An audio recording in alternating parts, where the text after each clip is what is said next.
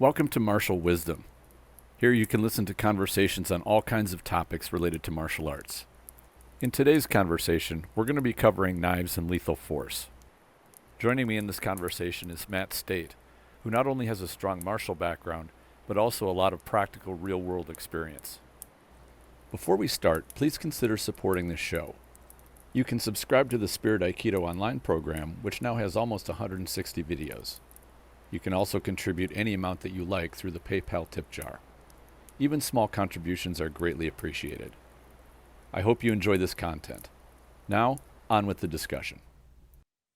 Welcome back to Martial Wisdom, and this is kind of my next iteration from the Modern Aikidoist podcast. I'm sort of evolving into a new realm. I've really liked the interviews and the conversations that we've had. And I was reflecting that you learn a lot from your elders and from other people by sitting down and having good in-depth conversations with them. And so that's the theme that I want to go for here. We're trying to learn beyond just our fingertips, and even more so, learn beyond the echo chambers that wind up being our dojos or our small groups, or even the realms that we are in, such as, academic martial art instruction. And so I want to have Matt Stait back on again. I really liked our conversation last time. He comes from a strong reality background, and I have a great deal of respect for anybody that has worked in a profession or has taken on dealing with violence in a real world environment. We have a great deal to learn from people like that. So the topic today is going to be talking about the realities of violence, and specifically with things like knives, dangerous weapons, and deadly weapons. This is something that I think a lot of academic martial artists tend to get pretty delusional about. And we oftentimes will repeat each other's myths back and forth as though they are truth. And it leads to a crisis of faith. And I'd like to help illuminate and share some good conversation about things that I've learned, not only from people that I've worked with like Matt, who have real world experience, but also hear from the horse's mouth directly, somebody who's been had that background. So I guess let's get into it. Let's talk about welcome back to the show, and let's talk about knives and deadly force encounters and what the realities are. Yeah, well, thank you for having me back. I really enjoyed the conversation last time, and so looking forward to having a discussion now. Mm-hmm. Yeah, I guess where do we want to start? I think maybe the very first thing is imagining a knife fight as calling it a knife fight, like it's a duel of two people that have brandished a knife, I guess like you would imagine it in a movie scene or something like that. And that now they're, kind of like two fencers that are going to engage in knife combat. And I guess that would be what I've learned is pretty much a heavy duty myth. Like, knives do not work like that. What is your experience with how knives and deadly hand-to-hand weapons or dangerous hand-to-hand weapons tend to go? Well, I think the first and obvious place to start really for me would be to identify that there are different types of violence. Mm-hmm. And so if we talk about consensual violence, where two people agree to have a duel, as you said there, with regards to that kind of old-fashioned meet at dawn, choose your weapon kind of deal, that's a completely different type of violence to somebody being jumped or mugged or physically assaulted. And that's different again to somebody who is suffering, say, domestic abuse in the home and so on and so forth. So there's all different types of violence. And that's one of the first things to sort of, I think, to just agree on and say, well, we can't ever know everything about all different types of violence. We just can't. And so all we can really do is come at it from our own particular point of view. And so what we're looking at really with regards to my point of view, that's based on many years working in nighttime security. So working in bars and nightclubs, working as a bailiff, working as close protection officer, seeing violence for real in the raw, because that's a different thing to the sanitized version that we find ourselves practicing for the most part. And that fundamentally is something that we have to sort of acknowledge and address.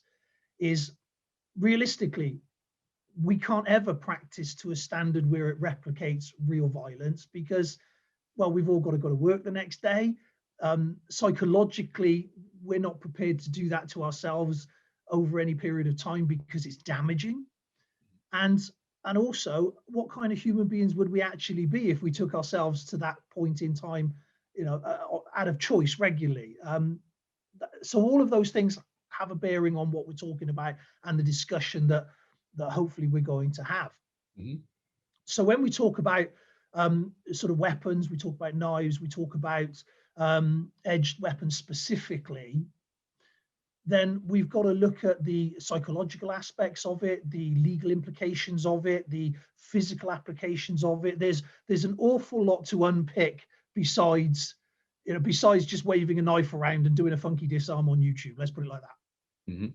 That's a perfect description, and it describes really well what we see online with techniques recommended for knife attacks. That because you got to admit it that martial artists we tend to be so hyper focused on, well, show me a technique, show me what would I do against this, or if this happens, what do I do? And in my opinion, that's part of martial arts training. Certainly, it has to be, but it's not all of it. And one of the things that I learned many years ago, going into the realm of security, was you watch for knives before they come out. Do you see them clipped in somebody's pocket, which is very common here? I don't know if they do it over in the UK as much, but over here in the States, oftentimes they will be slipped into a pocket and you'll see a little clip sticking out, or you'll see a little clip sticking out over the belt.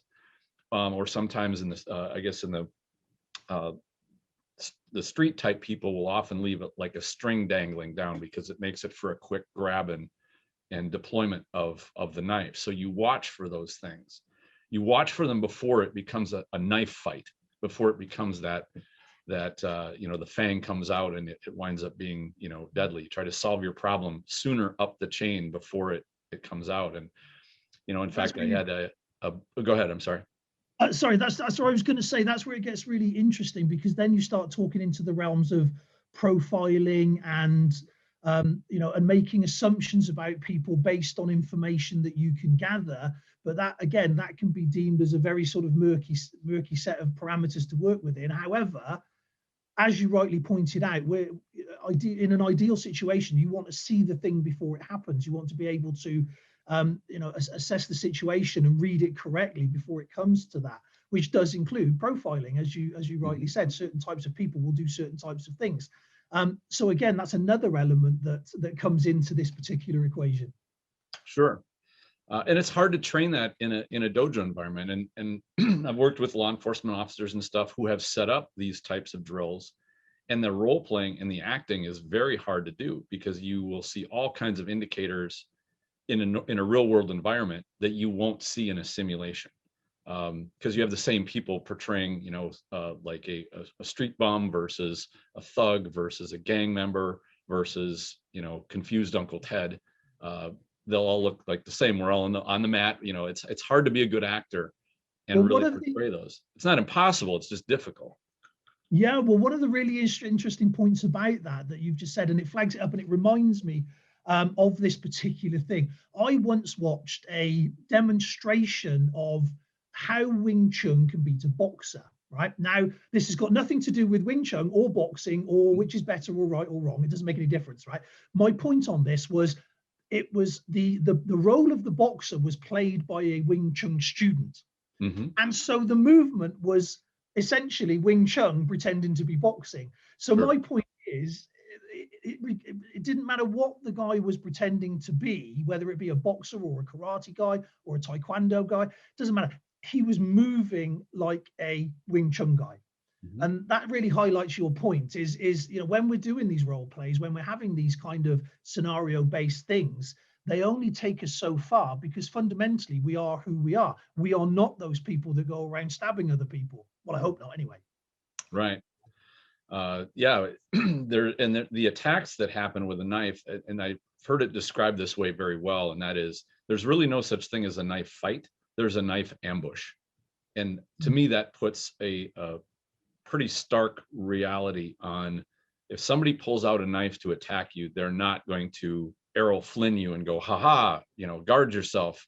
They're going to basically pounce on you and start stabbing you very quickly and very vigorously.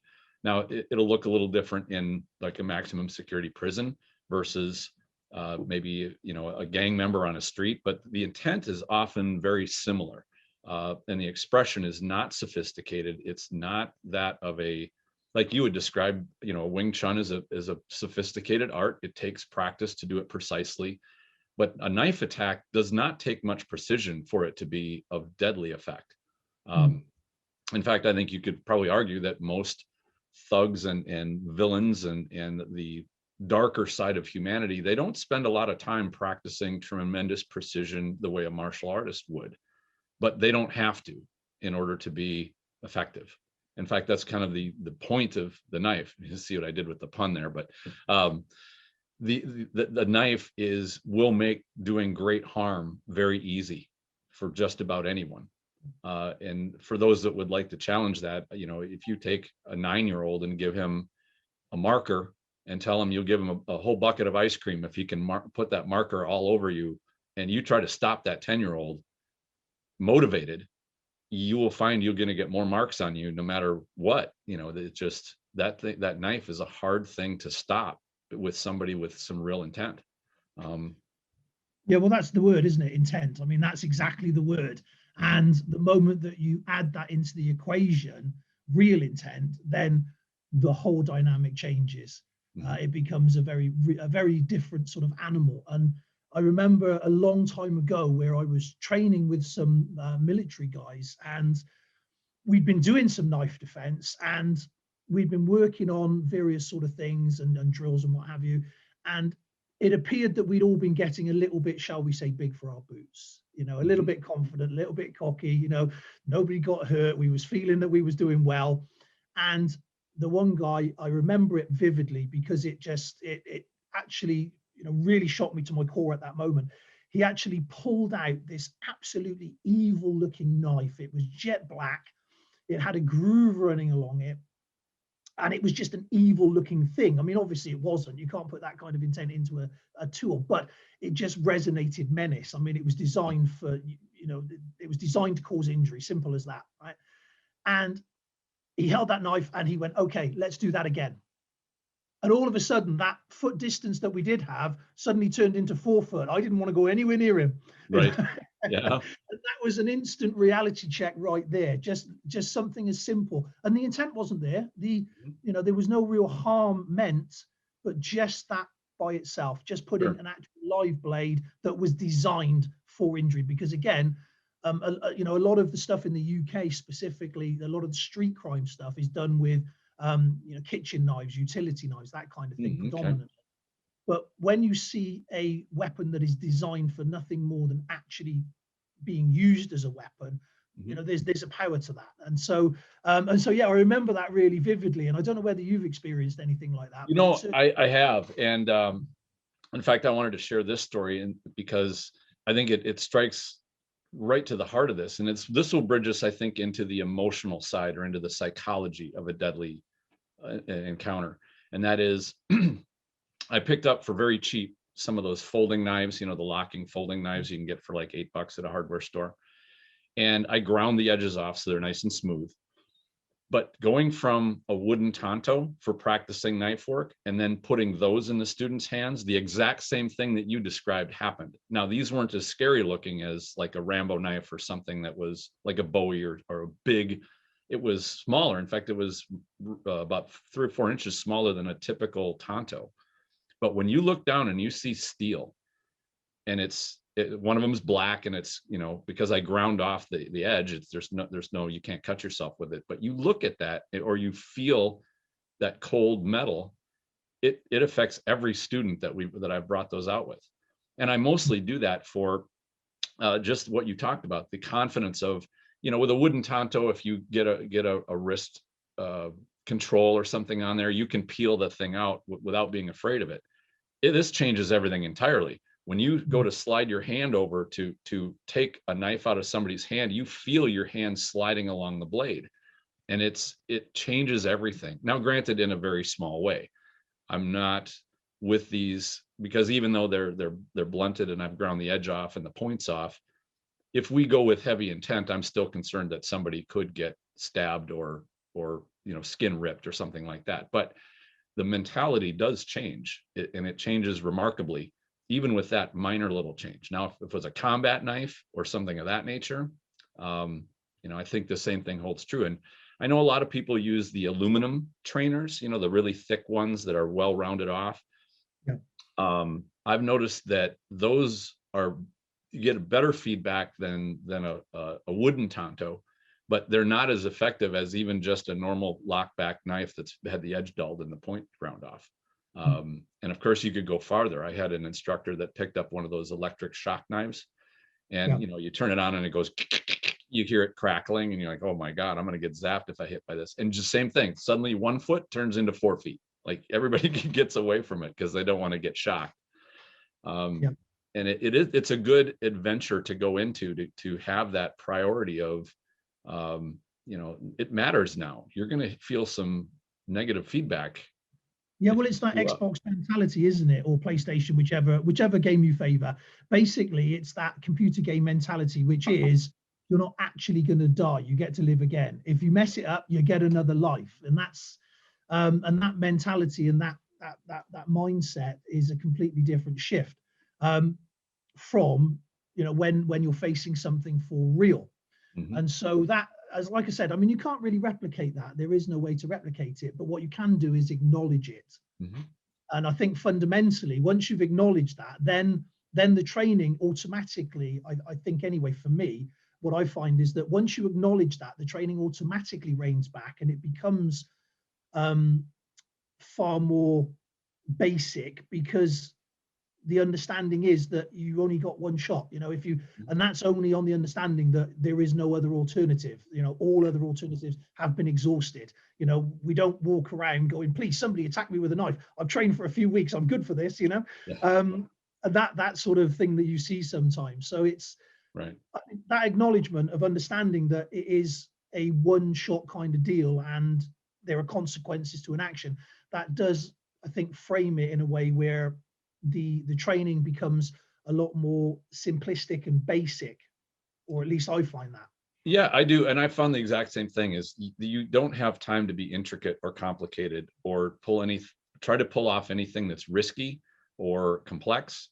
It needs to be simple, direct, and very low risk with very high reward. And that eliminates a lot of overcomplicated motions. And I think, we martial artists, being the geeks about it, we love getting into every little nook and cranny of martial arts. And when you train it for years, you almost take for granted the simple and direct. You want things to be a little bit more complicated and more elaborate and fancier and look more impressive.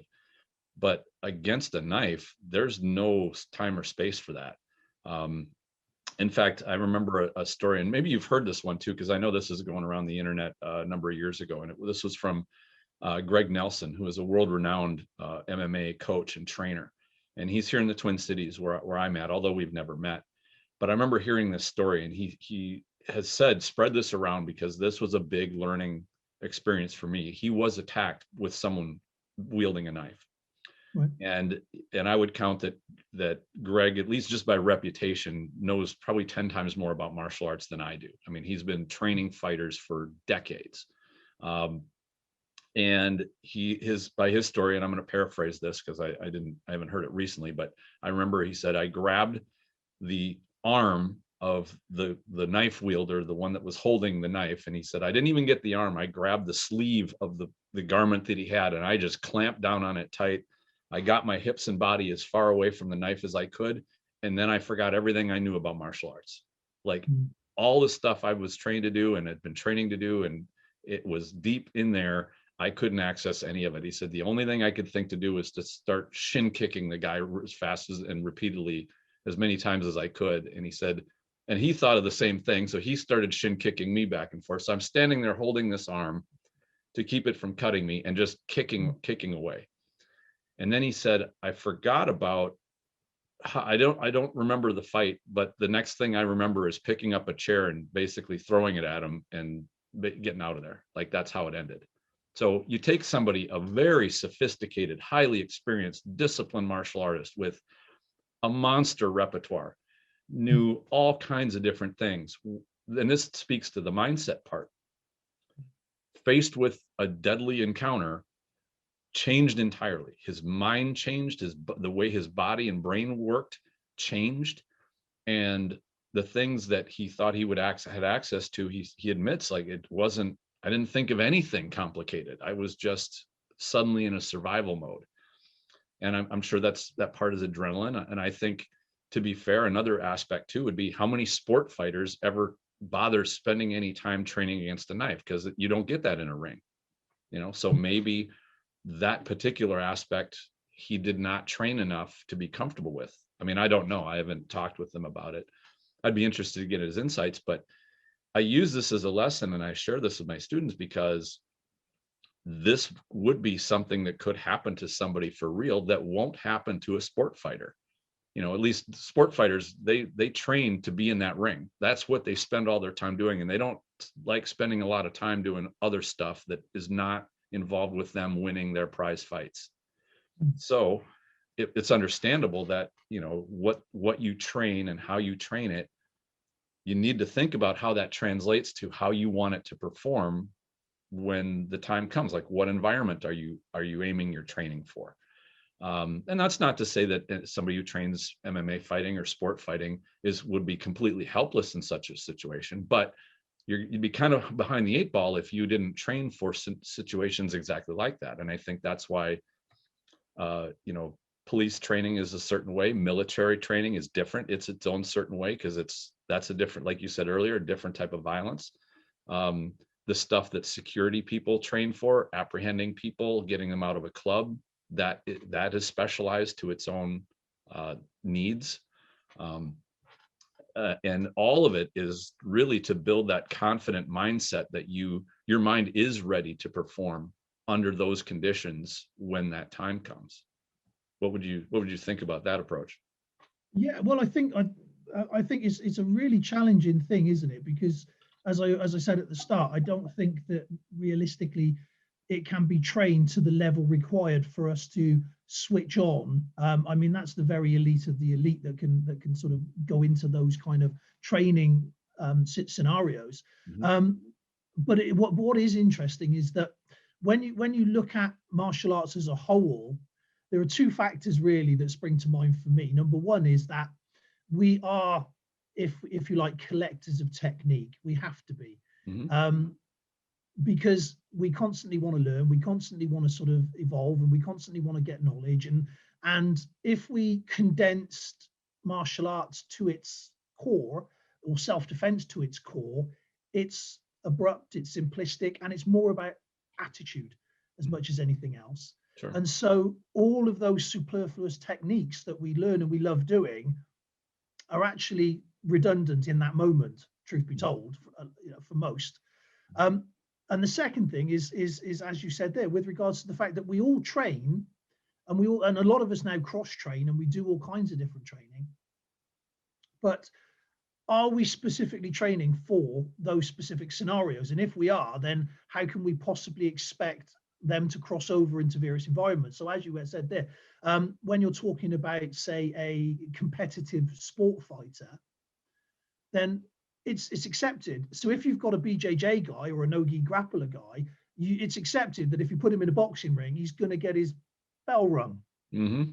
In the same way that if you take a boxer and you stick him in an MMA cage, almost certainly even a mid-level MMA guy is going to win that sort of that competition. So when we look at it like that and we say, well, okay, what are we actually doing? And this is where it gets really interesting for me, because most arts have a variation on self-defense, and especially defense against things like knives. Mm-hmm. But what I find interesting is where they cross over, where the tally over is. And the reason I say that is because when you look at the flip side of the coin, so when you look at knife work itself and actually people using knives as weapons, there are fundamentals that are consistent throughout. So you've got completely different people from completely different cultures and geographical locations different continents before we had global travel and things, and they had come to the same conclusions. Why? Because they've spent thousands of years killing one another. And it's basically, did you come back from the battle? Yes. Okay, well, it worked, we'll do it again. It's that straightforward. And so there are fundamental principles that are universal throughout, and the same applies with regards to defense. Now, this is where I find it interesting, because when you look at all the different arts, they'll all have 100 different ways of doing something, but there's only really one or two overlaps. And it's those one or two overlaps that I personally am trying to seek out, because that for me is where the essence of what we're trying to achieve lives. I agree. And I would always count myself as a principles-based instructor. Once I heard that term, I totally agree with that. Mm-hmm. It's the only thing really that gets you from the base level of, if somebody attacks you with A, then you use defense Z, or the database try to review, that just doesn't function. It won't. You can't think that fast when you are under attack. And so, but the principles are programmable into your subconscious mind and into your body, and that's where I think a really effective performance comes from.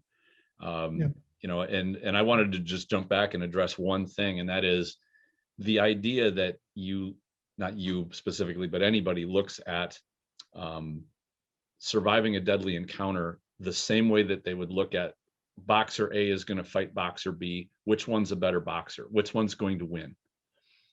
And, if you took two boxers, one of which is pretty notably more experienced than the other, you'd probably say, yeah, 9 out of 10 times that most experienced boxer is going to win. I have yet to find anybody with real experience with knives or exposure to these deadly encounters that would say somebody who's really experienced with dealing with knife attacks will assuredly come out from a knife attack and prevail, or even just survive. All of them say that almost exactly the same thing. I'm pretty confident with what I know how to do, but I do not want to get into a knife fight. I absolutely, as confident as I am, I want to have nothing to do with it if I absolutely can avoid it. And they will also say the same thing. The knife is such an advantage that even somebody with almost no training and nothing but intent can overcome a highly skilled martial artist. Like, that's the reality. And I feel like within the Aikido realm, a lot of the stuff that we've seen from what is normally considered knife technique or weapon disarming technique or reversals, whatever you want to call it, are so delusional that you'd be committing suicide to try any of that against somebody with a knife with even a mild amount of intent. And that's I guess the concern part. But what replaces that is the reality of, if you are get into a knife attack, you do have to do everything right. You can still lose, but if you don't, you're in real trouble right from the get-go. And I think that this is a profound part of taking on how we train against a knife attack, not just in having our attackers be non-cooperative or not follow just a strict set of choreographed kind of nonsense attacks like deep lunges and things like that, but also in the mindset of you can't play with your food here. You have to take care of business and get this done, immediately. And that really does eliminate quite a bit of complicated martial art technique. And I think almost every art indulges a little bit in playing with their food because it's fun, but when that knife comes out or you feel like this is a deadly encounter, the mindset part, I think, is a huge thing of how does that change? Well, I think a very easy way to explain that, and just to sort of frame that in a way where it's concise, is that essentially we all want to be the hero in our own story, right? Yep. So if we train to fail every single time, you're going to have an empty club. So it's that simple. You have to allow the people to win, for want of a better word, to win at least a certain amount of the time. And so that's really where it starts to get interesting, because if you just took students and they just repeatedly failed consistently over and over again without having any kind of positivity, then you're not going to have a club for very long. And True. so there's that aspect to it, in the sense that we've got to, we want to be the hero in our own story. Fundamental. That's just a basic sort of thing that we all want to achieve. But we've got to weigh that up with, as you say, the reality of the situation. And the truth is that it doesn't take anybody with a great deal of skill to do serious damage with an edged weapon or a knife. And that, unfortunately, is one of the core fundamental things that I find, not just with weapons, but across the board. And I find this quite interesting because it's a strange dynamic. And that is that I've spent an awful lot of years working in security, right? And a lot of that time has been spent around non-martial artists. However, these non-martial artists are incredibly physically capable. Mm-hmm. Right? And they, to be fair, for the most part, would give the majority of martial artists more than a run for their money. Let's put it like that. Oh, sure. Yep. And that's where I find that quite interesting, because again, we seem to be having this conversation in and around it, where, as you pointed out, that if we train for X amount of time in knife defense, we seem to think that that's going to actually make a difference in the moment. And for the most part, it won't. And I know that there are people that will kick back on that and say, well, that's ridiculous. Of course, it's going to make a difference. And it's like, okay, let me just take something very, very simple and say to you, as you pointed out there, some of your Aikido movement is, how should we say, doomed to failure from the start. Mm-hmm. So you can practice that for 10 years, right? All you're doing is perfecting failure. Right. That's really fundamentally what I'm trying to say with that. And so, I mean, I don't have all the answers. Of course, nobody does. And I find it incredibly interesting having these conversations, because Sure.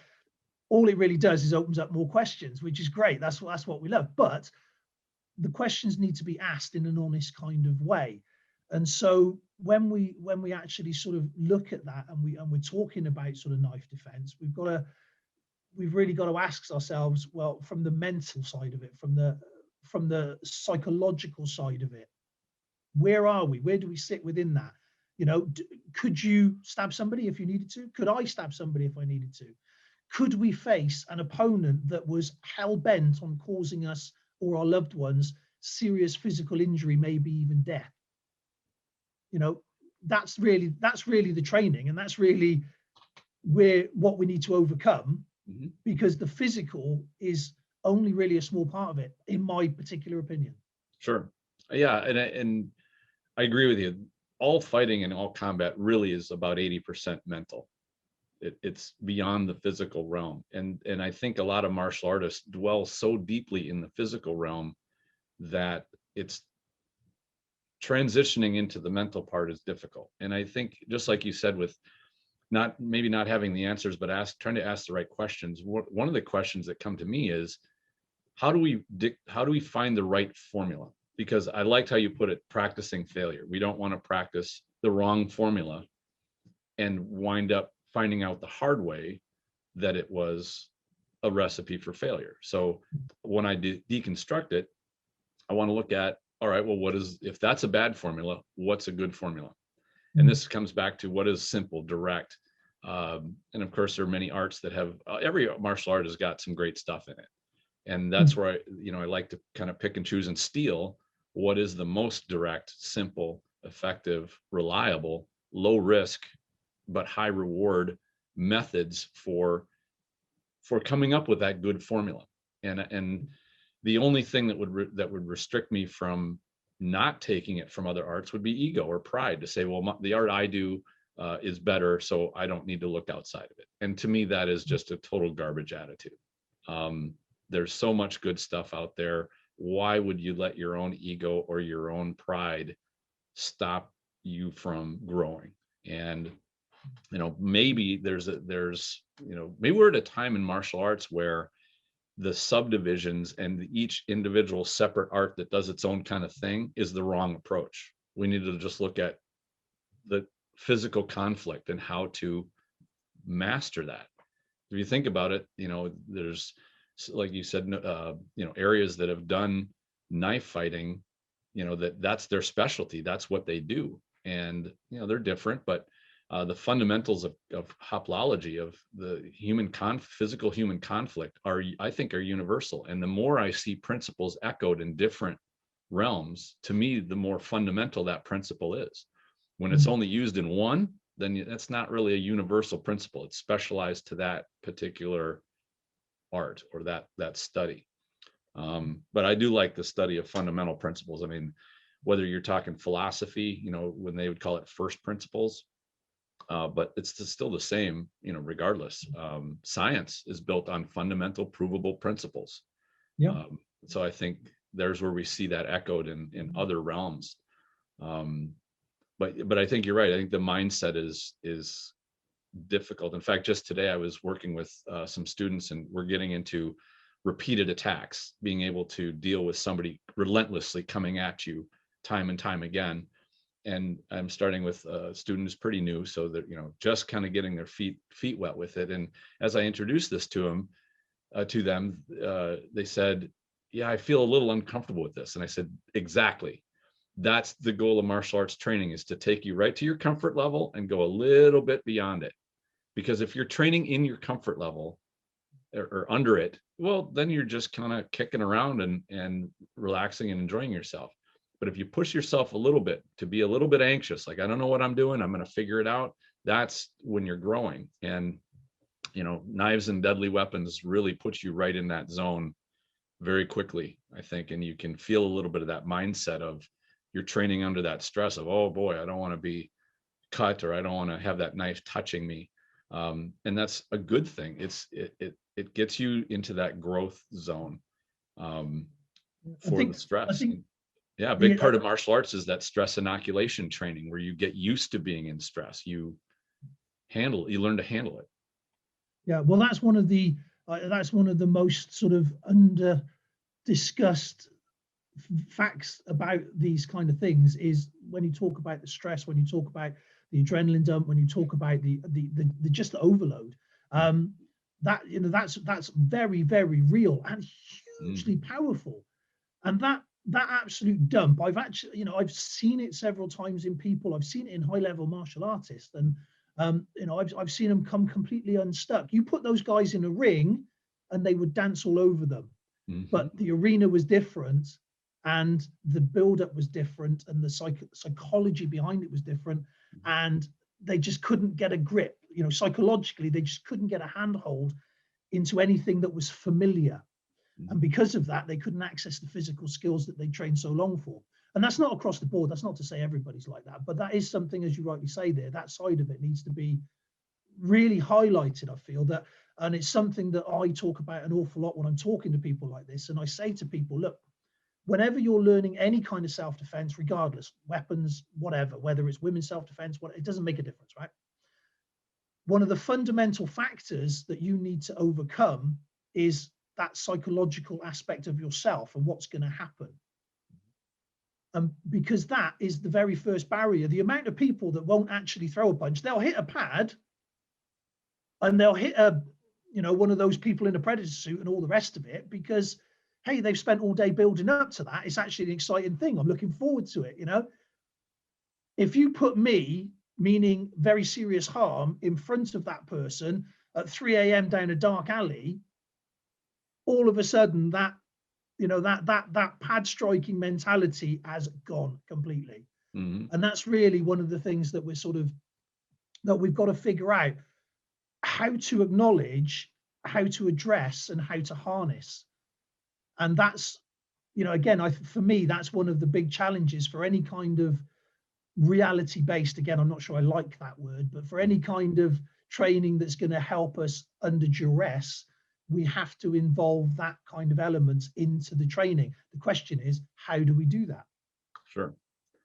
Well, and I think one big measure too, and this is where a lot of martial artists, they like to succeed. They enjoy doing good reps, and they rather hate when it doesn't go right. Like, there's a phrase they use in the military: embrace the suck. Embrace the idea that you're going to fail, because that's when you learn. And, anybody that does grappling, they say, yeah, I get tapped out all the time, or jujitsu, or, the real martial artists they actually like that. They like here is my deficiency and I'm going to purge myself of it. And it's going to take me some time. I'm going to work on how not to get kicked, not to get guillotined, not to get in these vulnerable positions. You get used to that. And you shouldn't, obviously, if you were doing knife training, you're not going to celebrate yourself getting stabbed. But when you keep getting stabbed with the same thing and you figure out how to foil it and stop it. And of course, then you move to the next thing where you get stabbed another way or cut another way. And I got to figure this out. That's the process of getting to the point of having the best chance, not being able to count on surviving or prevailing in a knife attack, but having your best chance of surviving it. And that's another, I guess, reality point of, you get into a deadly encounter, and all your training there is to do is to give your best chance of survival. It's not going to be a guarantee. And I think, and I've fallen into this too. I love doing good reps, and I don't like making mistakes. That was something I had to get over. And the more I trained, the more I realized if I'm just doing a bunch of really good reps and I've got maybe, my training partners letting me get away with it, it feels good for the moment, but it's not nourishing. It doesn't build you. And I found and I will tell my ukes this, try to destroy my technique. I want you to do it. Figure out a creative way, make my technique not work, because that's the adaptability I want to have in my own martial art. And it's regardless of what I'm training, whether I'm doing wrestling, grappling, punching, like with pugilism or boxing, anything. Like, show me the worst, because I want to train against the most challenging, because when you take on training in that way, and you can make what you train more terrifying and probably more dangerous than what you might face in real life, by the time real life happens, that real attack happens, you're well prepared for it, or as prepared as you can be. But when your training gets lazy, when you just like feeling good about it, you're really wasting your time, in my opinion. Yeah, I think you hit the nail on the head earlier on when you talked about the compliance aspect and the non-compliance aspect. I think we all have to begin at the start. And so, if somebody's showing a technique, if somebody's demonstrating how something is done and breaking down the mechanics of it, absolutely fine.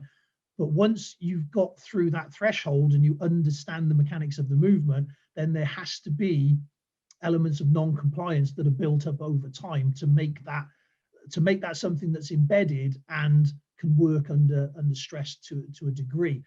So I fully agree with you with regards to that. It's got to be drilled in a way where it is against more and more resistance.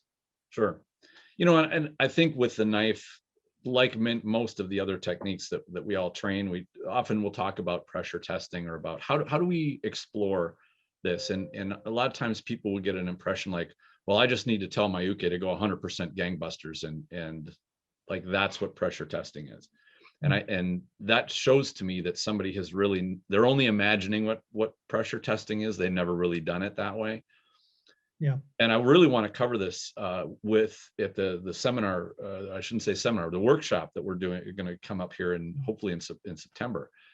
Is I want to bring in a constructive and productive way of dealing with pressure testing that is not a safety risk, but it allows you to find the deficiencies, and that is to come in a gradual scale. And it can be done with a knife. I've learned this and by mentors that have shown me about knife work, is you don't need to have 100% intensity to realize what you're doing is not going to be productive. Imagine taking your knife and going at 25% speed. I give you a knife analog and not a real knife, and just you do the exact same thing you do at 100% speed, and you do it at 25% speed. And I have to stay at 25% speed, but can I deal with your attack? And if it works, okay, well, maybe let's try 50%. And now it starts breaking down. Well, I don't need to go to 80 or 100% to realize if it doesn't work at 50, it ain't going to work at 100. So, but this exploration is a necessary one. But just playing along with choreography is not going to do it. Even doing 100% speed choreography, and that tends to be what I call demo martial arts or demonstration arts, where you get so used to the choreography that you can make it look exciting by going 100% speed, but it's very choreographed.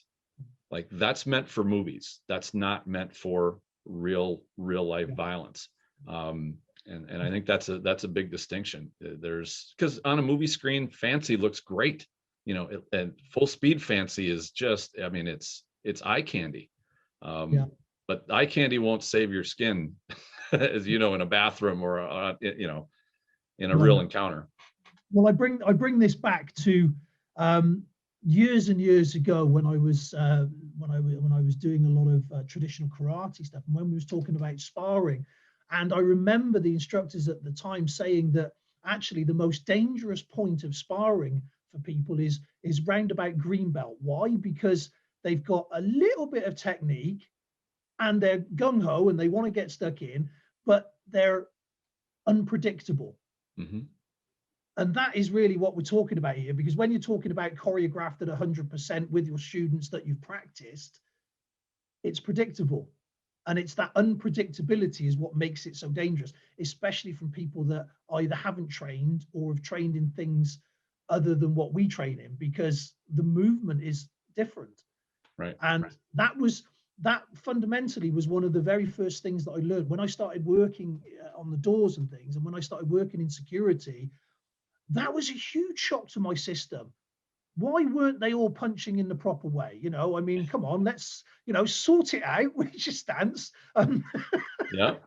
And straight away, that was a complete revelation because, and again, this isn't dismissing anybody, by the way, or any system or anything, because that's not what this is about. But what I found was those pre-described blocks that I had to do the same as the 5'4" guy next to me, bear in mind I'm 6'2", at the exact angle in exactly the right space. They didn't actually stop anything. Why? Because the punch wasn't coming at that traditional martial art angle. It was just being looped, from wherever. And so that unpredictability is something, again, that needs to be sort of looked at and worked on. And as you say, building the resistance up, building the pressure up, building that up is definitely the sensible way to go about it. And so it's embedding that into the practice, isn't it? Mm-hmm.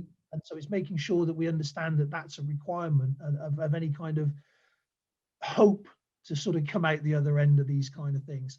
So, I mean, what's interesting about it for me with regards to knife defense, because I didn't want to just say, this is bad, this is bad, this is bad, this is bad. You know what I mean? I don't really want to do that. I'd rather talk about some constructive things as well. And I know that we will, because I know that's in essence what you actually want from these conversations. Absolutely. And so for me, it's interesting because whenever I'm discussing edge weapon stuff, and bear in mind, I do this both in a martial arts capacity and in a capacity where I go into education places like schools and groups and things like that. And I also do this in a business capacity where I teach security, corporate people, frontline staff. So I'm coming at this from several different sort of angles. And fundamentally, there's the very real legal aspects that need to be discussed. Mm-hmm. Then we've got to talk about the weapons themselves and the threats that they present. Then we've got to talk about the environment and the people and the threats they present, because all these things are different and they give you a different dynamic. And then we've got to look about the situation yourself and how you're going to actually react and behave in that situation. And so for me, there's a hierarchy. And so it's not just jump straight to my knife defense that I've practiced. That's a bit like, I liken that to what we call the Green Cross Code here in the UK, what we used to. So I liken that to dealing with the car accident. I'd much rather learn how to cross the road safely. Makes more sense to me. Right. Right. So, and so all of these things come into the equation. So you've got the legal aspect, you've got the different types of knives themselves, all the different types of threats that are faced with that, the different kinds of dynamic of how you would be faced with those sorts of things. Is it a threat? Is it a scared reaction? Is it somebody that wants something? Is it to do damage? Is it to kill? Again, these are different. So as an example of that, you've got gangs that quite freely roam about at the moment in some of our inner cities, and they will, as part of their initiation, want to stab people in very specific ways. So they're not trying to kill somebody, but they're just trying to earn their badge. Right. So, having an awareness of all of these different types of elements, I think, is just as critical, if not more so, than a few physical skills. Sure. Well, maybe, yeah, we'll cover, which of those topics would you like to cover next? Do we go the legal one or the I guess the know your enemy, if I put it in Sun Tzu's vernacular?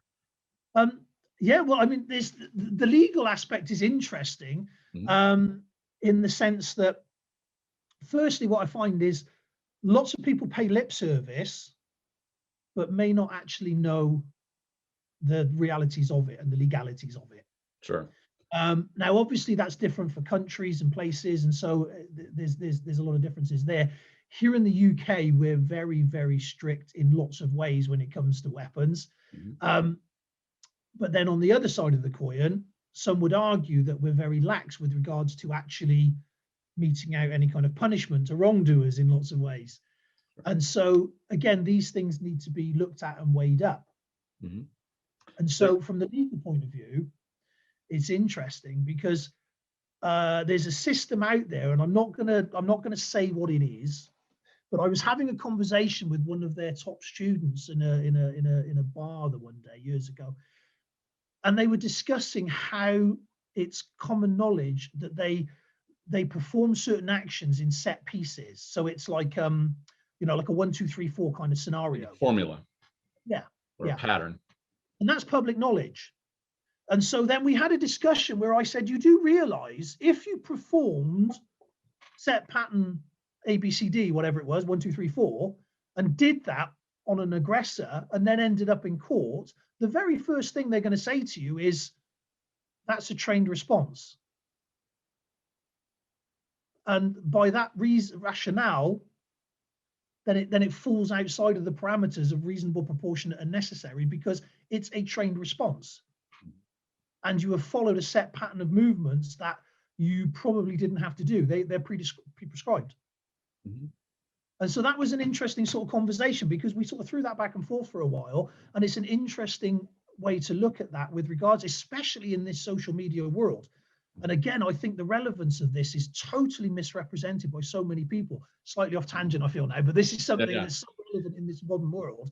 Sure. Cameras are everywhere, smartphones are everywhere.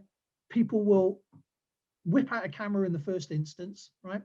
All of these things are very relative now, but more importantly than that, what is it that we do as martial artists almost all of the time? When we're allowed to train, when we're allowed to get in a room with each other, when we're allowed to practice, we stick that stuff all over Facebook. We go, hey, look at me.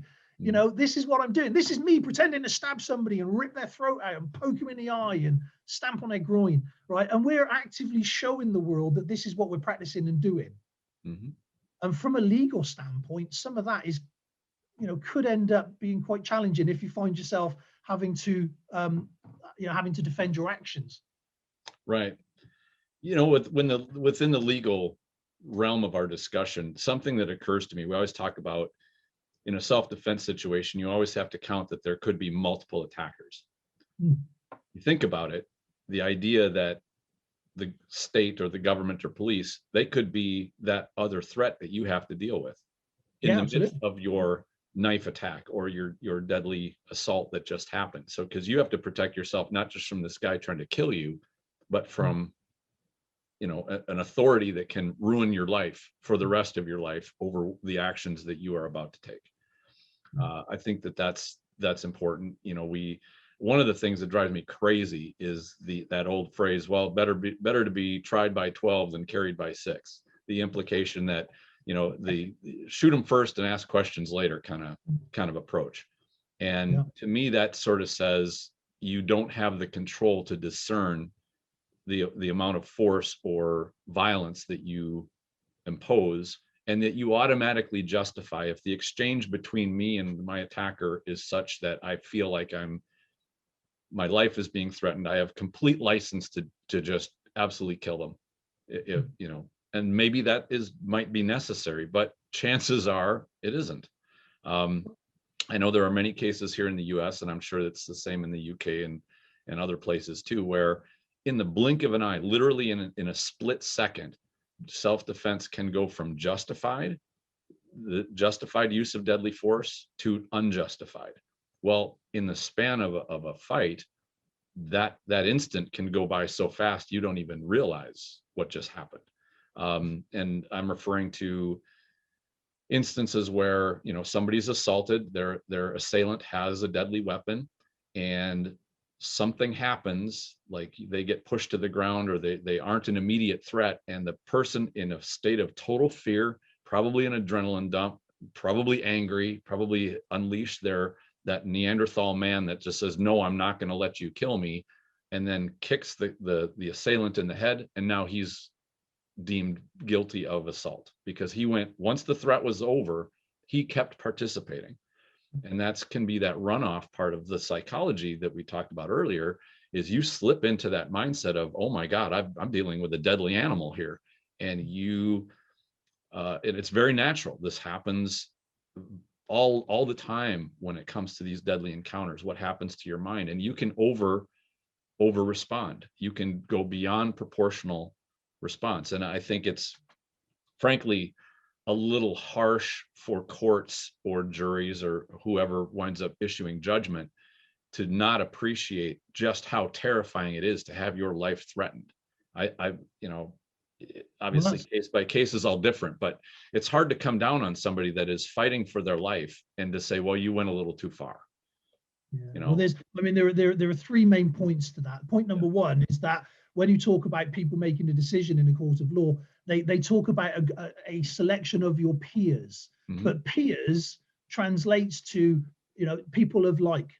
So, but it's not going to be 12 martial arts experts in the jury. Right. That's not what it's going to be. It's going to be Sandra the hairdresser from around the corner, you know, that sort of thing, who's probably never really faced violence in their life.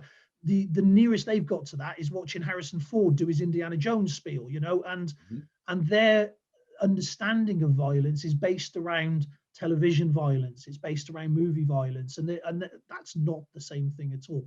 And so fundamentally that situation is a really difficult one, because you're absolutely right, you're being judged by people that don't understand how that actually works in that moment, and what happens in your head and your body and everything else.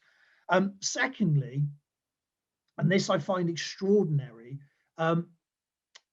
is that the people that say that particular phrase, better to be judged by, you know, 12 and carried by 6 kind of thing, it makes no sense to me, because how can taking something further than you need to take it to the point where you end up going to prison, leaving your family exposed, alone, with no money for however long you get sentenced for, how is that good self-defense? You know, the logic of that baffles me beyond measure. Me too. But we basically, there are 3 fights to every fight, right? This is how I explain this. There are 3 fights to every fight. Okay, there's the build-up, which is the psychological fight and all the rest of it, right? So we've talked about some of that. There's the physical fight. Now, with training, the idea is that part takes care of itself. The idea is that you just sort of go into whatever it is you know well, and you come out of it the other end. That's the idea. The third fight is the aftermath. Now, whether that be legal or whether that be repercussions or whatever that may be. Medical. Yeah, any or all, yeah. The problem is when you try to have a fight in the wrong order. So what I mean by that is, if I'm in the second fight, I can't be thinking about the third fight, because I may lose the second fight worrying about the repercussions of the third fight. And so there is that real sort of balancing act between that mentality of, you know, carried by 6, judged by 12 kind of deal, and doing what you need to do to survive without overthinking it or second guessing it. So it's a hard line to walk, isn't it? Truth be told.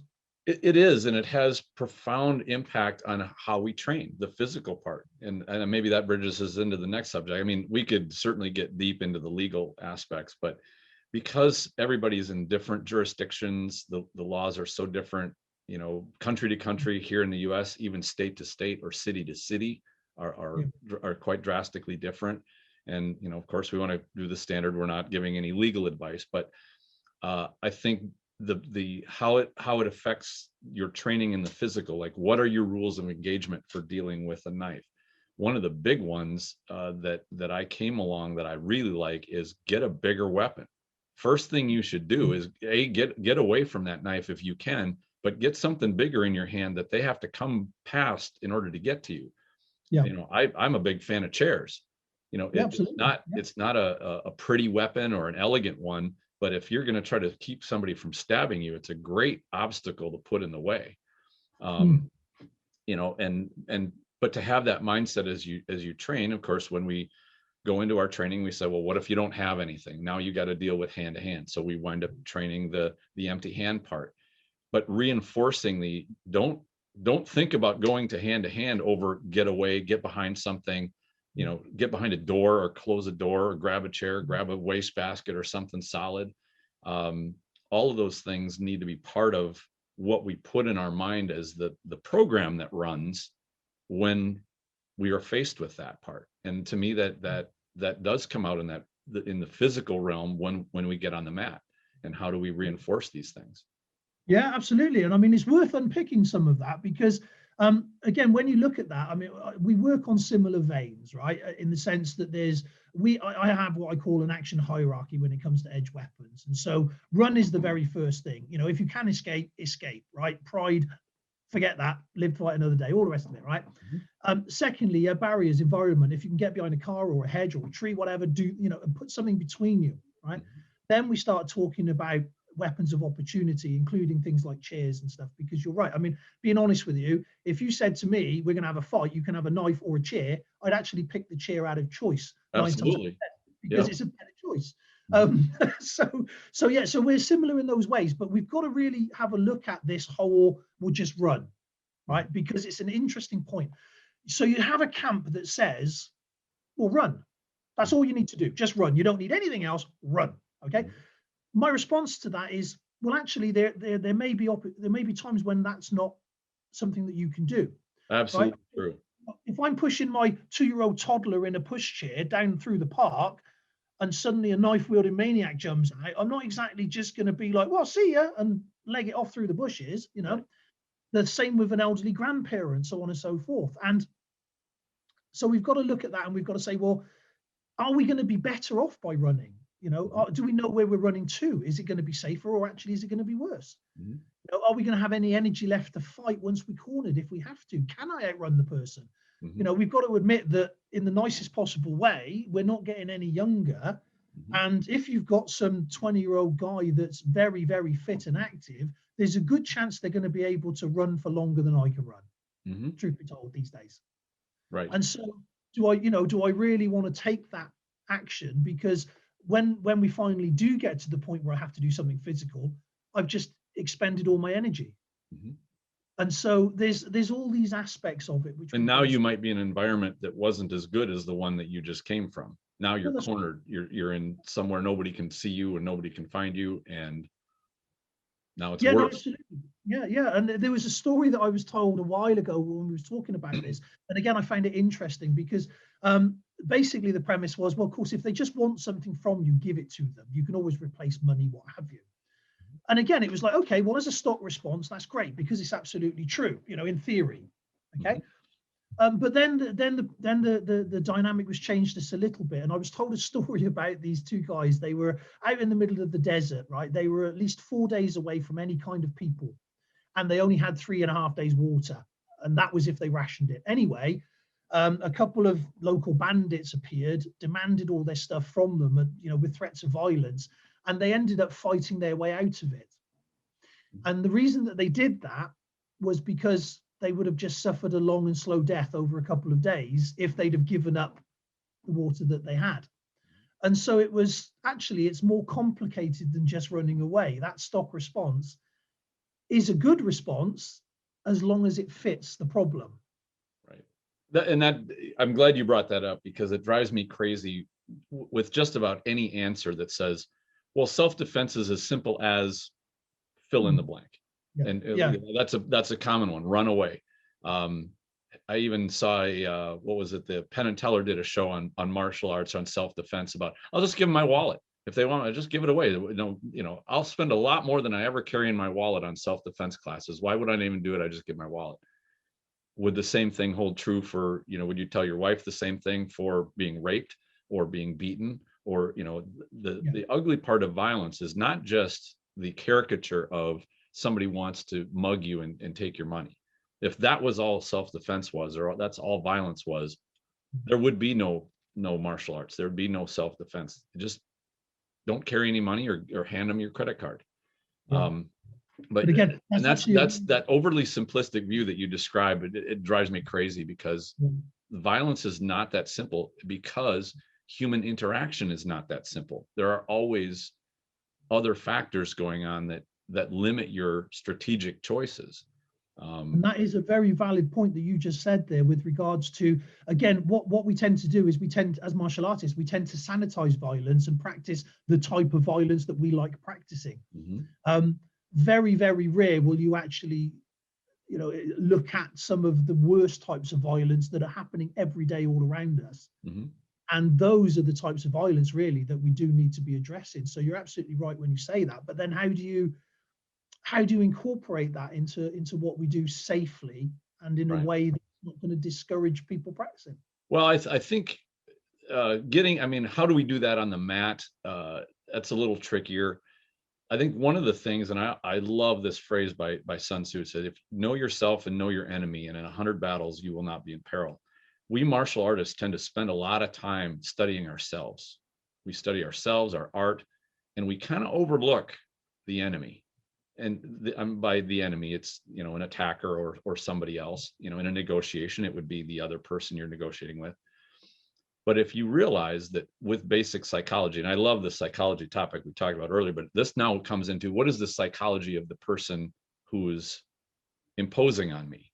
They're mugging me. What happens when I cough up my money real easy and they go, oh, this was easy. Take your clothes off, or give me all your jewelry. I want more. If this was easy, I'm going to take some more. If you're this much of a pushover, what else can I get? How about you get in my van, get in the trunk? And this is how I think there's even a moral question of, do you reward this kind of behavior by complying with it? And, there are many instances of these violent exchanges that go horribly wrong because somebody is compliant. There's, okay, I'll get in the car. And what happens then? It gets horrific, and beyond just, this is just your wallet that you're going to lose, or your car keys, or, that sort of thing. And life is too complex to have it be, the solution is just this simple. Just give it up. Sometimes you can't.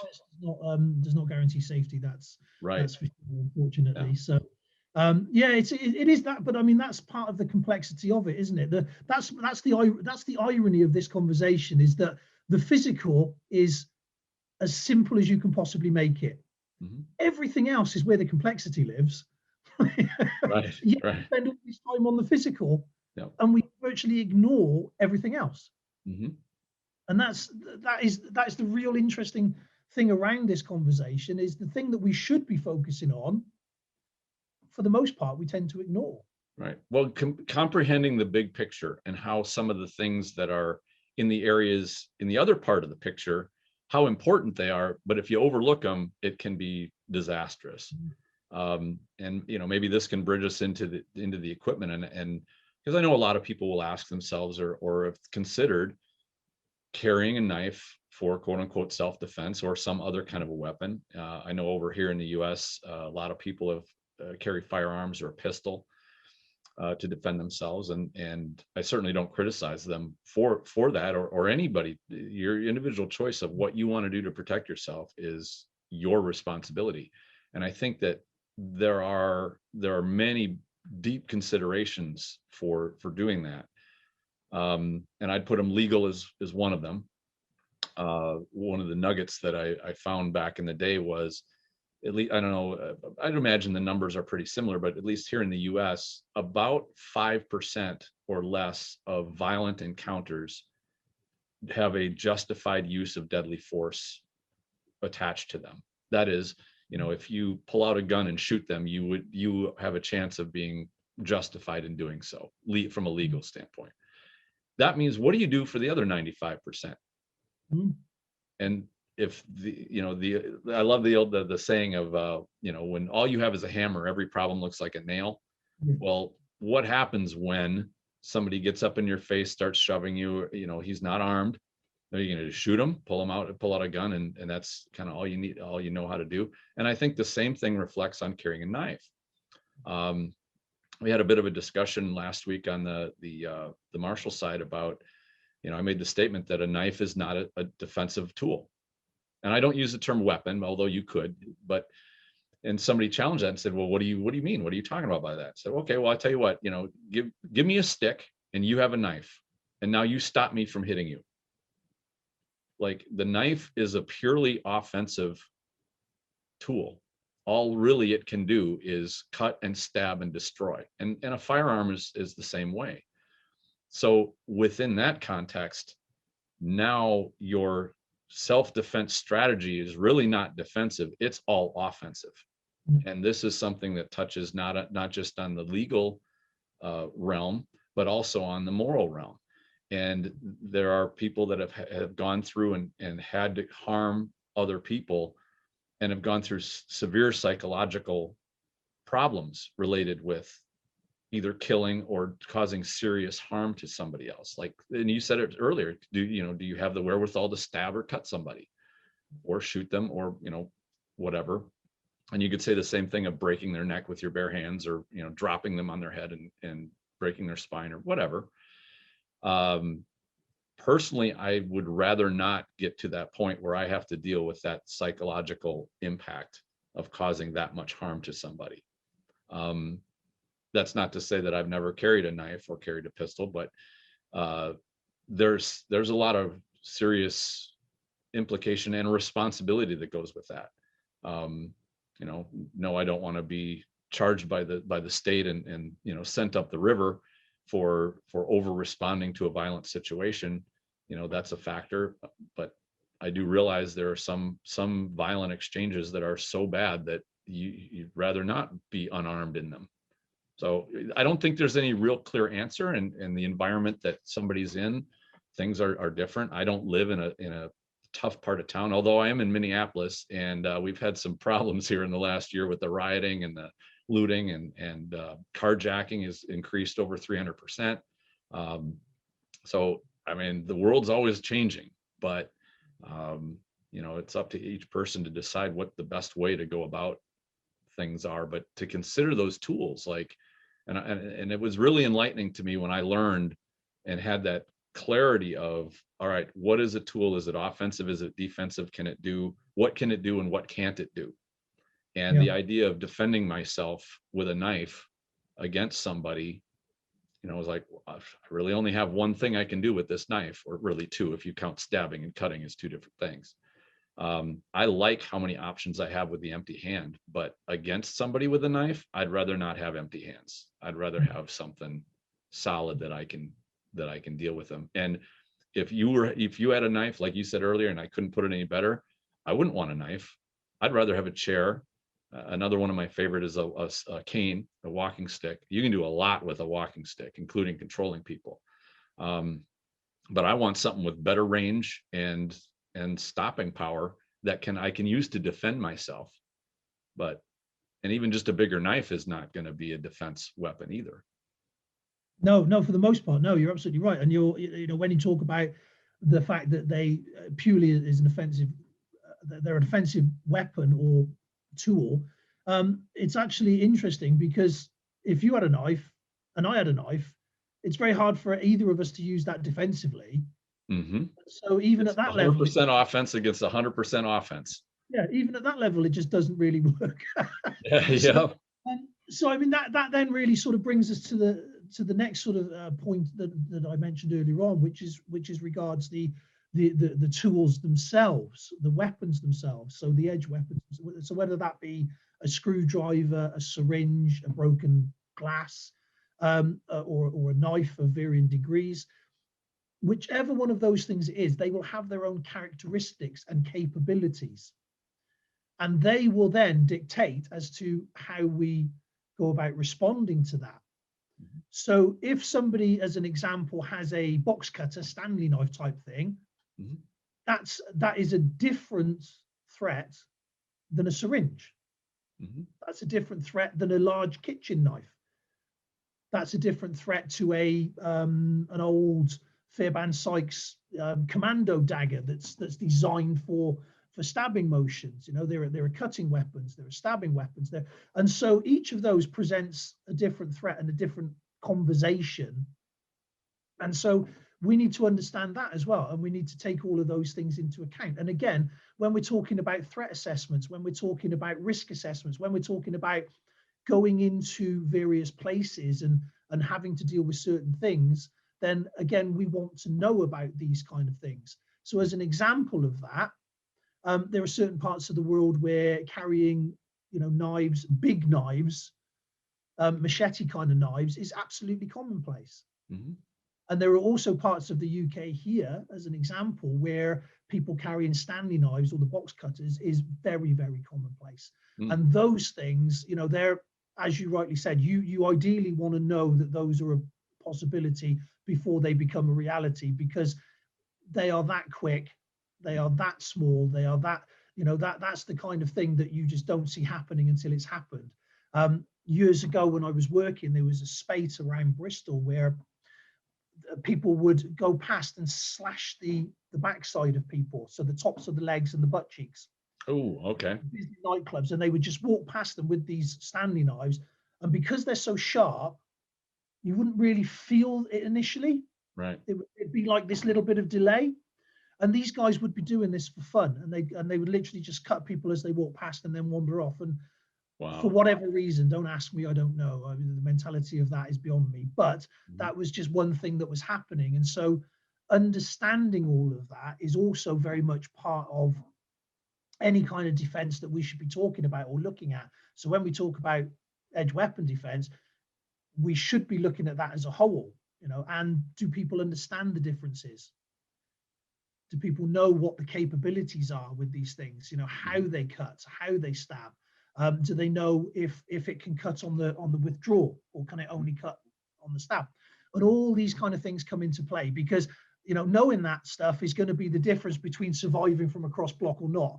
You know, if we're Yeah. going to, let's be, you know, again, it's we can't just have a generic one size fits all physical response Mhm. when the implements and the tools are different. So that's something else, and another level again that I think people should really sort of look into. And the information is out there. And this isn't me selling myself, by the way, but I mean, you know, I have ebooks out there that people can have for free that discuss all of this at length, that people can just have. It's no problem. I want that in the world. I want people to have that knowledge.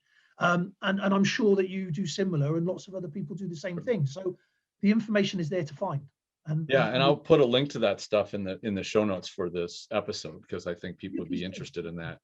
One of the things years ago, I had a friend of mine, an instructor with real life experience with knives and whatnot. He came up and did we called it a knife 101 seminar, where I built analogs. We actually took all kinds of knives. We had people bring in knives of every type, whether it's stuff they carried.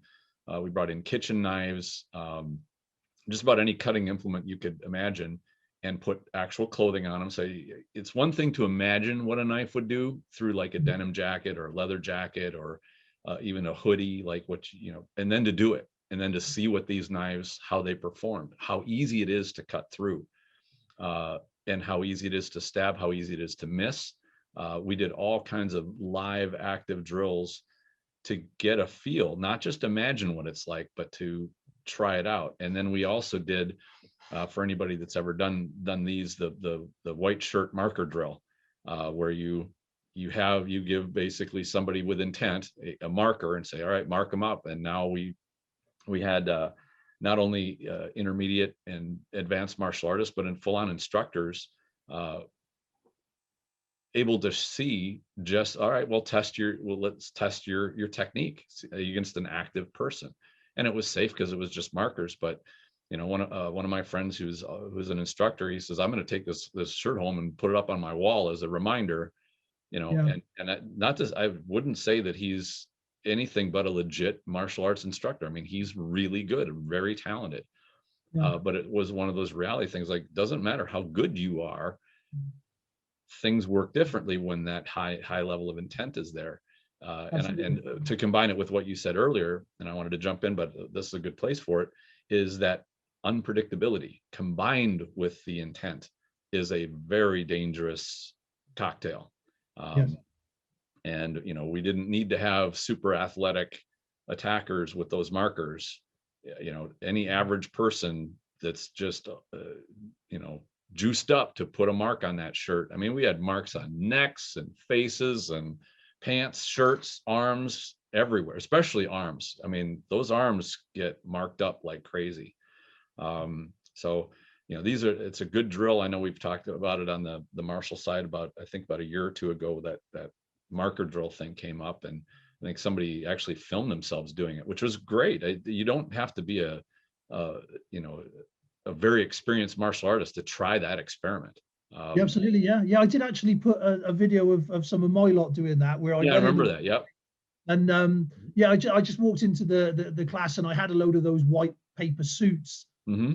I didn't tell them what was happening. I didn't give them any kind of acknowledgement of what was going to happen, because I didn't want them to have that. I wanted it to be in that moment. And so, stuck on the white suits, I said, right, that's it. Yeah, we're going to have at it. You're going to stab me. Off we go. Anything goes. And what was really interesting about that was I said anything goes, and they all obeyed unspoken rules. Yeah. Because they were in my dojo, my club, Mm-hmm. and I was the sensei, I was the instructor. And so, even though I said, have at it, do what you like, because it was just thrown at them completely out the blue, it was messy, it was uncoordinated. You know, lots of people got, as you rightly said, absolutely covered. Mm-hmm. But people were still obeying these unwritten rules. Nobody picked up a chair. Mm-hmm. Nobody just went, I'm going over there, mate. Right. Yep. And so, yeah, it was really interesting as a little experiment, you know. Mm-hmm. And so, yeah, they're great drills to do things like that, because it does. The idea of it is to be critical without being cruel. So we're not trying to show anyone up or make anyone look stupid. Mm-hmm. The idea is to say, well, look, this is the sort of the reality of it, and we all are going to get it wrong at an occasion, Mm-hmm. you know. And so let's see if we can plug some of those holes. And so, absolutely. And an exercise like that, I think, also builds a flexibility of mind and a flexibility of perspective. And if anything, doing the same thing over and over again in a dojo environment, whether you're a senior student or an instructor, it's easy for us to unconsciously build inflexibility into our perspective. Yeah. And that's something we always have to fight. Always have to consider new perspectives and what we might be missing or assuming, you know. And we all know what the assuming thing, you make an ass of you and me when you assume. But the idea that you try out something new, and not just for the sake of novelty, but find things that will lift your mindset a little bit. And that's just to get back to when we started this conversation. That's why I like these conversations, because people can sit around and listen. And if they get one thought out of this or one perspective, they go, you know, that's a good idea. Maybe I should think about that more. Maybe that will change the way that I train or approach my art, or I can improve. This is something that I've wanted to do, but now I can think about it, and now it will give me some inspiration to form my training. The idea that you have that your art is complete, or that your knowledge of it is complete, in my opinion, is one of those things. It's like a fence you build around yourself that you can never. It's like your own cage. The only time you can kick the door open and get out is to go, I could learn more. There's other things out there that I can pick up and learn. And to me, that's what real growth is. And when we stop growing, we die. We start dying. And absolutely, yeah. And, you know, I'm excited to work with you and with, you know, the other instructors we have with the Aikibudo Alliance that just got announced, and this seminar that we have coming up in the UK. I'm really looking forward to getting together and trying a new way to collaborate with each other, where we can have a great, healthy gleaning of information. We can steal from one another, and just enjoy the time. And we're going to have some very interesting subjects, and there's going to be more announced coming up this spring and summer with what specifically is coming. And one of the ones that I want to include in there is that introducing people to how to pressure test in a productive and safe way. That's very informative and will build up confidence and get their students, even right from the beginning, comfortable with facing stress and being able to prevail. And I agree with you. You need successes along there, and you provide them incrementally as you increase the level of stress and challenge. So I'm really looking forward to coming over there. Is there anything else we should add to that? I want to kind of squeeze a little plug in there, but I know we've covered quite a bit of ground here with our conversation. Like yourself, I'm really looking forward to getting back on the mats and you coming over, and the group itself as a whole is a really exciting sort of with possibilities. It's a great sort of idea, because essentially nobody's dismissing traditional arts. Nobody is saying that they don't work. What we're saying is what we can do is bring them into the modern age, because the environment is different to how it was 1,000 years ago. And so, you know, we're not saying there's anything wrong with the model as such. We're saying the platform needs to be adjusted slightly to fit the modern age. And I think that there's so many really interesting conversations in and around that. And there's such an incredible pool of knowledge from everyone involved as well. That's really exciting. So very much looking forward to that myself, and bouncing ideas off of everybody, you know. And so but with regards to the weapon stuff that we're talking about now, and the knife stuff specifically, something else that I would like to just quickly cover, because again, I think it's something that is often missed completely, right? And that is the medical implications. And that's the actual fact that, firstly, how we react to being stabbed and the realities of what that looks like, but then also the fact of what would happen if we did that to somebody else, right? There's a famous guy over here, ex-gangster kind of guy called Dave Courtney, and he's a bit of a wide boy and all the rest of it. And he was known for having knuckle dusters, and he used to say that only use the weapon you're prepared to do the time for. And so when by knuckle dusters, are you talking about a dagger with the brass knuckles built just into the brass them? knuckles themselves? Oh, it's just the brass knuckles. Okay. Yeah, brass knuckles. So yeah, he was known for carrying those, and he used to say, only carry the weapon you're prepared to do the time for. And so that's something else to bear in mind when it comes to knives, is the fact that the damage that they can do is utterly incredible. And even when even when you don't mean to, that's not going to guarantee that harm isn't going to come, you know. So so that's really important. But also when we're looking at the physical responses to that, and this is something again I see quite a lot. So when we actually look at it fundamentally, right, if we look at boxing, what are we trying to protect? We're trying to protect the computer. We're trying to protect ourselves from getting knocked out. Yeah, that's our end goal, if you like, right, when it comes to the defensive aspects. So when we're looking at edge weapons, what we're actually trying to protect is our vitals, it's our main arteries and our vitals, not our head. So our stance should be different. Our movement should be different. The way that we the way that we actually do any physical kind of thing should be thought about differently, because it's different. And so fundamentally, that's a really interesting point. And one of the drills that I do with people, and I wanted to put this in because I think it's great, and I think anyone can do this, and it's really, really impactful. Okay. Firstly, I talk about the bleed out times. So if I cut a main artery, how long is it going to take for somebody to bleed out, right? And then so we have a little conversation in and around that, and I let people sort of discuss it and throw out ideas, and essentially it's a very short amount of time, a few minutes at best. Okay. And then I say, okay, right, all right, so who's first aider in the room? And they're like, well, you know, a couple of people. If it's a martial arts thing, a couple of people will be like, yeah. If it's a corporate thing, quite often there'll be a sign on the wall with a number to ring. Right. And I'll say, right, okay, here's the deal then. Okay, something's just happened. This guy's just been cut. There he is, bleeding out on the floor. He's got 3 minutes left to live. The ambulance is 14 minutes away. That's if they hit their actual targets that they've been specified, which they very rarely do, by the way. So that means there's a deficit of 11 minutes. You've got to keep that person alive. Go find the first aid box and come back. But you've got to do it within 3 minutes flat, because they'll be dead. And just little things like that, those reality things like that, and it takes all the romance out of the situation. Right? And it's a really, really powerful thing, because instantly what you find is 9 times out of 10, they can't accomplish that in the time frame. Right.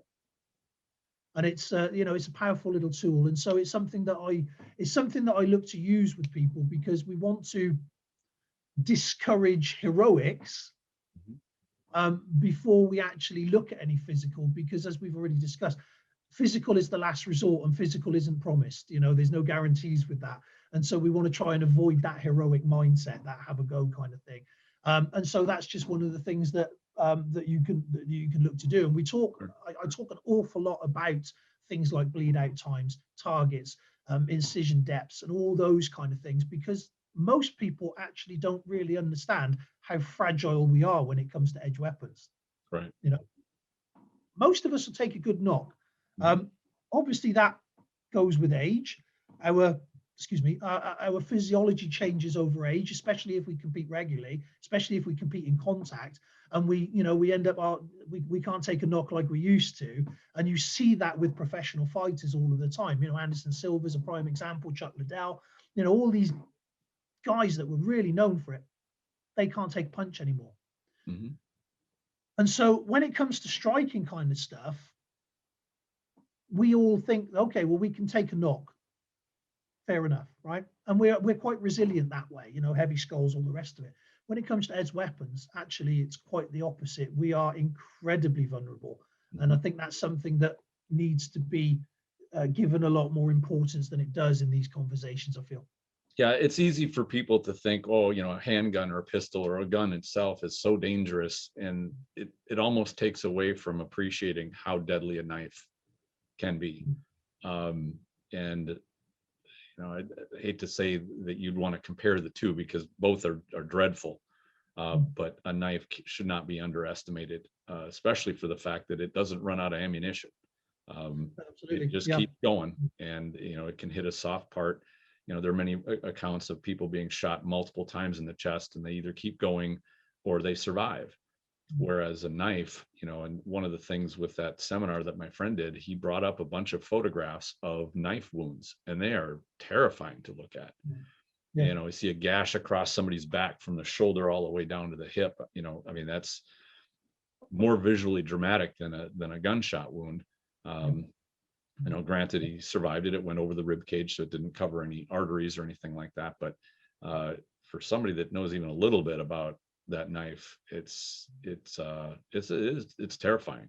And so it should definitely be appreciated and not dismissed or taken lightly with either training that's lackluster, that tends to think, oh, it's just this easy to disarm somebody with a knife, and or whatnot. And I think one thing I want to cover, I guess, before we wrap up too, is many people often, when they think of carrying a weapon, will think of using it as an intimidation tool. They think, if I bring this weapon out and I show it, then somebody will say, oh, back off, or what have you. And there are accounts of that exact type of thing happening, but there are just as many accounts of having the person respond and say, okay, now this is a deadly weapon, it's go time. And so it can be one of those binary, something big is going to happen. Either it's going to solve your problem, or it's going to make it bad.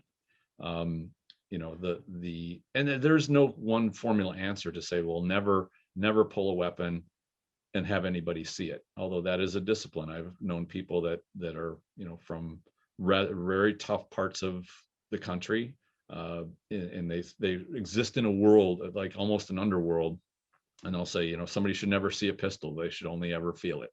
And the same thing with a knife. And there are people like you were talking about earlier, they've never entered a dojo, never done any training, but they know these things. The real world has been their dojo. But I've also heard of women, for example, that have used, in one case, a woman who had to pull a gun that she carried because somebody had been stalking her and been leaving messages on her home phone, and eventually confronted her after work at night, in a parking ramp, and she pulled a gun out and he said what I guess is very common for assailants to tell women. It's like, you don't have the nerve to pull the trigger. And she, over his head, she fired around and then scared that dude off.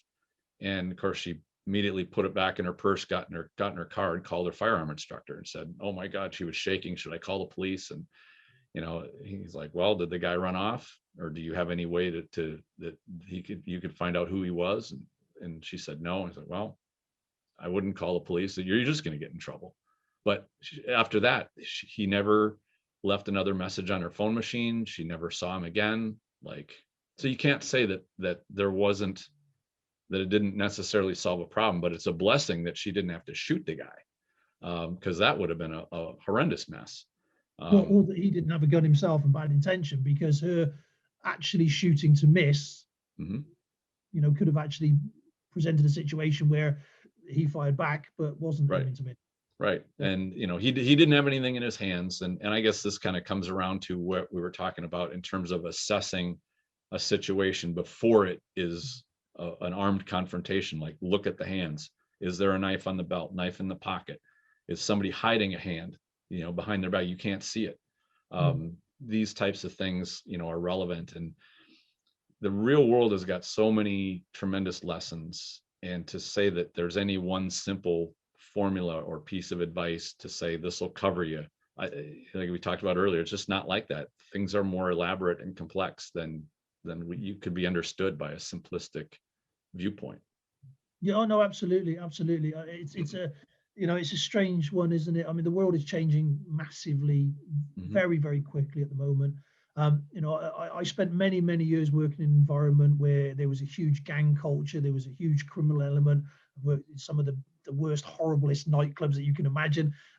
For many, many years, I lived on one of the worst sinker states in the UK, and that was a strange existence, because crime was just part of the deal. Violence, crime, drugs, prostitution, all of those good things, that was just part of everyday life. You'd open the door and there it was in glorious technicolor. Now I live in a semi-rural location. It's lovely. There's a very low crime rate. It's a great existence. And but the upshot of that is my physical gym, my physical premises, where it used to be, the people that came to train with me, they wanted real and raw and and to the point. Whereas now they don't, because they live a different existence. I'm in a different location, and in that location, life is a lot nicer. And so, yeah, there's a very real reflection in the way that people train and want to train. Sure. Dictated to by sort of where they are and the experiences that their own life gives to them. And what I find really interesting with that is that you can't convince somebody of the levels of violence that are out there if they've never experienced it for themselves, or they've never seen it. Yeah, it is hard for them, hard to imagine and hard to internalize, or it's one thing to tell them a story and you can kind of, okay, that's a good story, but you're right. In the idea that you're in a safe place. I live in a suburb as well, and it's quite peaceful here, but the odds are never zero of having a violent encounter. And I've known people that have been held up at knife point in a roadside stop on a freeway in the middle of rural Minnesota.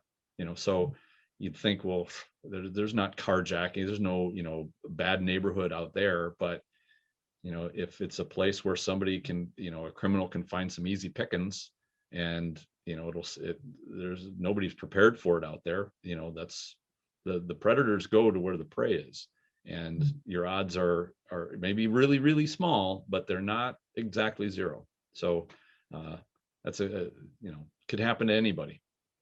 Yeah, no, absolutely. Good things, bad things happen to good people all the time. That's unfortunately, that is true. So again, I suppose that takes us all the way back full circle, isn't it? Which is really understanding what it is we're training for, because there's nothing wrong with training for pleasure, or training for fitness, or training for community, or training for history, or training for competition. All of these outcomes are completely relevant and okay. But if we're talking actual self-defense when it comes to edge weapons, actual self-defense, not any of the other things, then we do have to be quite specific in what attributes we're trying to encourage, and that really just wraps up the whole conversation, doesn't it? I think it does. And I think in terms of tools, it's one of those, if you get into a fist fight, you can lose and not really, it sucks. You get banged up, you get hurt, you get some pain, but you live. And a knife attack's a different creature. And it's there you don't have the ability to screw around or to not perform. It's your life on the line. And so I think with that intensity and that level of ante on the table, it really points out that training for that is in a different realm, in terms of level of just seriousness and make sure to have integrity with that. Yeah, absolutely. That's my take of it. Yeah, no, absolutely. I mean, I given the conversation that we've just had, I mean, I would say to people, learn about the law wherever you are, learn about the threats that can be faced, learn how to read situations, learn how to do dynamic risk assessments, learn how to sensibly manage those threats by making sensible choices. Do all of those things before you worry about a physical, skill set. That's the last part of the puzzle. And really that's, fundamentally, that's, I suppose, how I feel about it, is the sense that, we train knife defense. Most of us do in one guise or another, but I honestly think that is the very, very, very end piece of the puzzle, not the first part. Right. Yeah, absolutely. And we certainly can't hyper focus on, wrist grabs, disarm, handwork, and that sort of thing, and omit all of those different subjects. And, we really didn't dive into terrible detail, but if we did, we could be talking for a week solid. So hopefully this is a good encompassing discussion for people to get some new ideas and to how to think about the knife and how their training relates to these different aspects of it. Yeah, absolutely. I mean, the whole point of the conversation, or I feel the whole point of the conversation, was to just open up some different questions in and around the conversation to hopefully start new conversations. I mean, that's the beauty of these kind of things, is it's not a we start here, we finish here, and that's it. The whole point of this is that it will then lead on to more questions, more conversations, more understanding, and more more exploring. That's the hope. Absolutely. And more growth. That's what the whole thing is about, is growing into a positive place with greater level of understanding. And with that, we each grow. So I want to thank you very much, Matt. It's always a pleasure talking to you, my friend. Hope things are going well for you over there. Looking forward to, lockdowns hopefully lifting up and getting over and getting on the mat with you in September. Yeah, no, I enjoy these conversations all the time, my friend. So I appreciate it, and I enjoyed chatting with you.